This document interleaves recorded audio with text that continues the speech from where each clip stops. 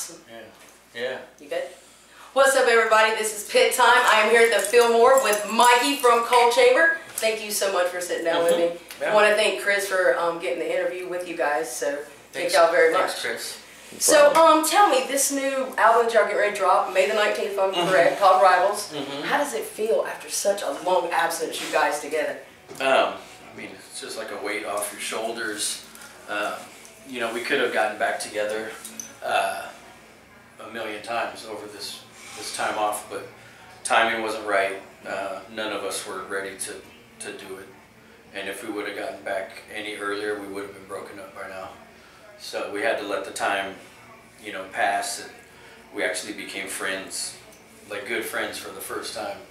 Because in the past we weren't really tight. You know, right. We probably should have broken up after the first record. You know, we used to break up on a monthly basis, pretty much. But the success of the first couple records kept us going, and you know, when you're on tour, you don't really. They just keep pushing you on tour, so you don't stop and take a breath and go, "This isn't healthy for anybody." Right. And so to do the new record was, you know, just a dramatic. It almost puts like an exclamation point on our career. Not that this is the end at all, because we're just getting started. But yeah, the record came out better than we thought it would. We wrote it quicker than we thought we would. You know, only 2 of the songs on the record are from the past, 2009.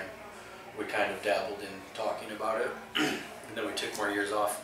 But the majority of the record we wrote right before we went and recorded it. Okay. So it kind of just snowballed. We were writing a song a day. Me and Meeks were just kicking ass, and you know. So the chemistry back together was just spontaneous. Well, me and Meeks never separated. We're pretty much lifelong lovers. Aww, bromance. Yeah. Cool. I got them tattooed on. Oh, that's fucking awesome. So, but you know, me and Meeks have another project that we work on, and you know, his wife is really close with mine, and we're like best friends. So we stayed in contact over the years, but you know, I didn't talk to Dez for at least 5 years. I mean, I quit after we broke up. I quit music. I didn't play for I think it's 5 or 7 years. It's a blur. Wow. So I just quit the industry. It was a horrible business back then. You know, we weren't in control of anything. You know, on and off the stage, I was completely out of control. You know, slowly killing myself. Right. So it all had to fall apart. How it did. The house had to crumble to rebuild. Yeah. You know, everyone asks me if we regret anything, and I say, you know, if none of that bad shit happened, we wouldn't be sitting here right now. Amen. I wouldn't have a child. You know, one little thing can change the path of your life. Right. So of course there's times where you go, wow, I was a fucking asshole. You know. Right. Or, we all have those assholes. maybe I shouldn't have did drugs for so many years. Right. Maybe I shouldn't have went to jail. You know, all that kind of stuff. And so all those little things, you don't realize it when you're in it, because they're horrible things that you put yourself through. Right. But it all worked out, and everything is better than it's ever been. Everything's got to come full circle. Yeah. Cool. Well, how did the transition from Roadrunner to Napalm go? I mean, is that a good transition for you guys? It's a fantastic transition. You know, we signed a not so beneficial deal because we were all kids back then, and you know, you don't know anything about business because it's a business. It's 100% business, and everyone's, you know, out to make money, and the people who get paid last is the band. Yeah. You know, I'm sure if you interview any band, they'll say their first record deal was horrible. Oh yes. It's very, because you're broke, you're living on a couch, you're homeless. Everybody's got the rock and roll drink. They throw like $1,000 at you and you do a backflip. Yeah, you think you're rich and ready to go. Yeah, and then you're stuck for 10 years of your life. Right. And thank God our records did well, and so we didn't, you know, we weren't trapped in the deal because we broke up. So over time the deal went away, and Napalm. So, you know, when we did the last run, you know, with Seven Dust, and we did Australia, we did that with no label. We did it all on our own. All indie? Indie. We make enough money every night that we supported ourselves to each city. You know, made enough to pay the bills. And so Napalm was kind of just thrown on our lap. And they came to the table with a great deal to where they don't, you know, control your life. We make all the decisions. Napalm is more of a fifth band member rather than someone you battle with, because you battle with your record label to get stuff. Right. We see them more as a fifth member and someone who's on your side, and you know, we don't need to go to them and get thousands of dollars in tour support like we used to back in the day. So Roadrunner back in the day used to be really bad like that? No, it's just to get on big tours like we got. When you get on big tours opening for bands, you don't get paid a lot every night. Right. Because the trade-off is you're playing in front of a lot of people and you sell records by doing that. Some bands even paid for that stuff. And some bands pay to play. It's just the nature of the business. It's crazy. So you have to take tour support to pay all your crew. Right. And, you have pay for gas and all that shit. So now we're in a position where we don't need tour support. We're self-sufficient. So your label, you're not constantly asking your label for a loan. Right, you're not the struggling musician on the road. Yeah, so eating the ramen noodles. Yeah, I mean, I still eat that shit. It's delicious. Yeah, it is a deadly substance. Yeah, so we're in control of everything, which is good. It's a little more security in our corner, and so Napalm's great. We never really tried to go get a record deal, and then it kind of just happened. So that's cool. Yeah. Since we kind of touched on it, what advice would you give to the locals that's trying to start out and trying to find that record label to hopefully give them that chance? Don't sign bad contracts. For instance, we had Sharon Osbourne as our manager for years. That was funny. We was talking about her coming down here. And I think we didn't sign a contract with her until like 2 years into the relationship. And that's Sharon Osbourne. Right. As a very powerful woman, people would jump to sign a contract with her, but she didn't ask us for contracts. So young bands coming out, they meet some dude in a bar who says they're a band manager, sign a contract with me.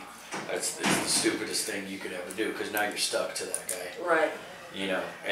Just if you really think you can handle the life, because it's a rough life, it's not as glamorous as people think.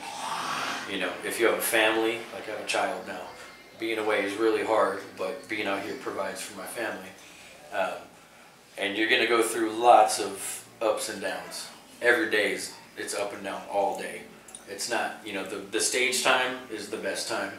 And then for 12 other hours out of the day, you have to... Your normal life that's not in culture. Yeah. But you got to do business, you got to do interviews. And live in a bus with everybody else. We're up at 5 in the morning doing interviews for Europe because of the time difference. Right. It's a constant cycle. And you don't realize you have to do all of that stuff until you have some success. So when you're a local band, all you think it is you go play show and party all night, which you can do that, but then you end up taking 12 years off to get your life back together. So, 5 words. So, it's different for every band. It's different in every city. Every city is so different. People think, we came out of LA, it's easy out of LA. There's so much competition in LA. And luckily when we got signed, same time, System of a Down, Korn, Deftones, all of our friends, we all got signed at the same time. Right. Which never happens anymore. Just like the Seattle thing happened, It happened out of LA.